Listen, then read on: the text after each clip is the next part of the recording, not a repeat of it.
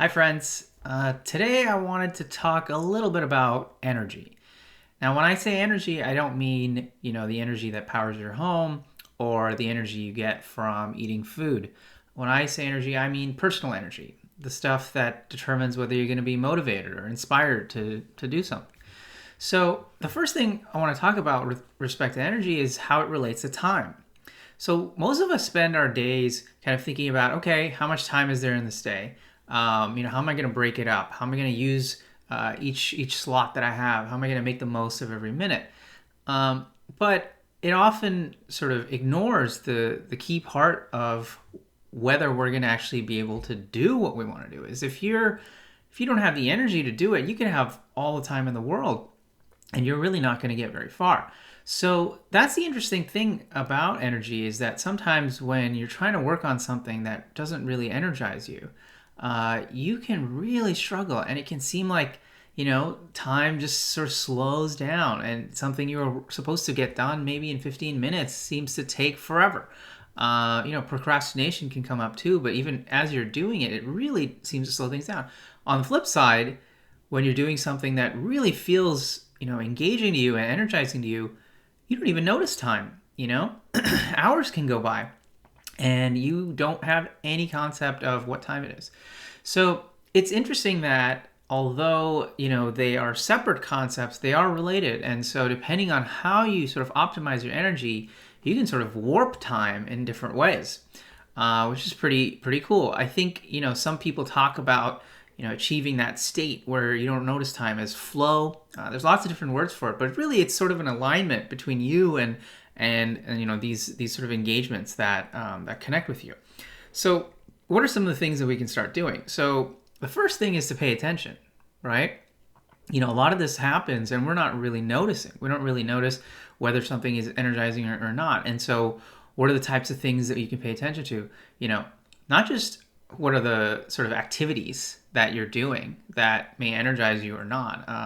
Sometimes you go to a group activity and it seems like it should be really energizing, but it ends up being really draining. And this is a very personal thing. People in your life, some people, every single time you interact with them, you just feel really energized. And there's people who kind of have the opposite effect, or they're they vary. So we kind of have to keep these things in mind. Another thing to think about too is it's not just that any given activity, any given person, any given project has a fixed sort of return of energy for you, right? It really varies based on sort of what state of mind you're in.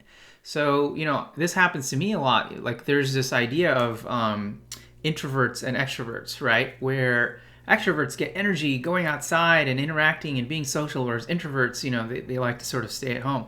And I always found that to be, sort of a model that never quite fit me, because sometimes the way that I think about it is I feel like I'm an extrovert a lot until I've then expended a bunch of energy doing a bunch of stuff, and then I sort of need to sort of step back and kind of be alone, and it really varies. And the way that I think about managing this is you have to think about your little like energy bottle.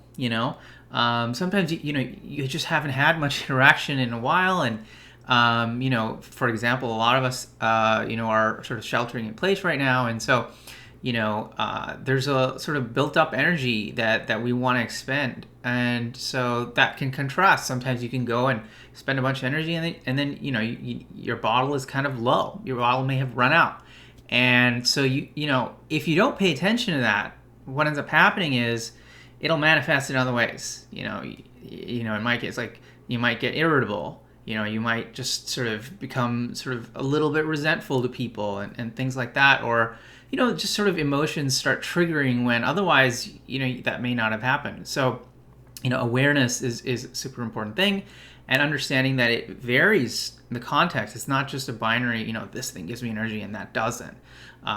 So I think another thing to think about is not just with individual people and activities, but think about your projects, right? And your sort of long-term investments, and this could even be your career and your job.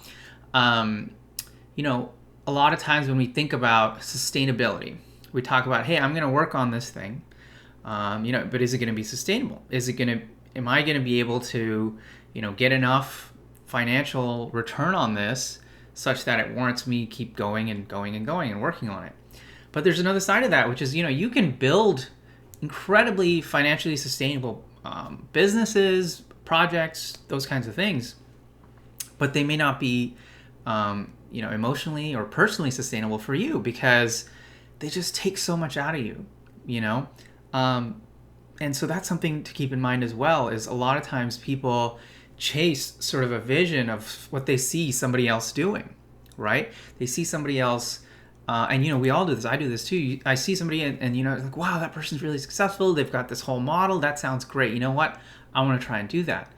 And it could work, but you have to keep in mind that that person is different from you. So they may be energized by that work, whereas you might not be. And it becomes a real chore for you, a real burden.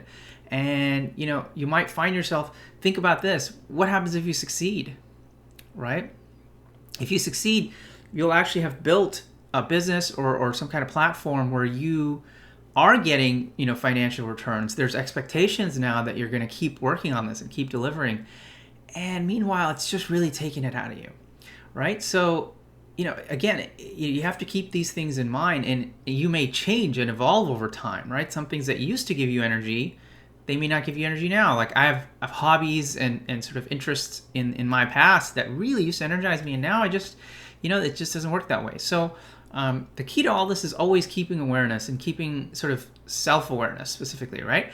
Understanding ourselves is the most effective means. So how do you do that? How do you start sort of paying attention? Well, you can do things like journaling, at varying frequencies, and just sort of check in and be like, hey, I did this and this is how I kind of felt. And actually, this week I've been feeling really, really up and at 'em. And I think it's because of, I've been doing this or spending more time with this person or what have you. And that can be really helpful. Obviously, you can also, start getting into things like meditation, which aren't really necessarily reflective exercises. They're not really, meditation isn't designed for you to just sort of do diagnostics. It's really meant to sort of put yourself in a position where you are sort of seeing the space of what's going on in your mind, and then learning to determine how to react to those things, and specifically in meditation, not reacting, but still acknowledging. And either way, it gives you a view, a lens into that. And unless you start seeing that, you're not really going to be able to take action and sort of, pay attention. So those are key things that you can do sort of in the moment, being mindful, every day, every week, journaling, and then trying to do that sort of at a longer term, right?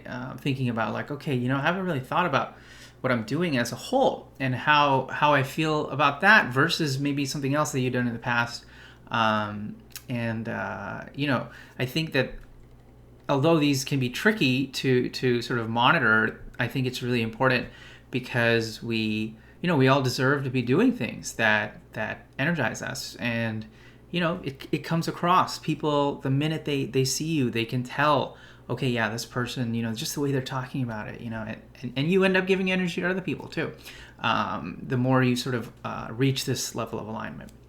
So, I hope this was helpful, and thanks for watching.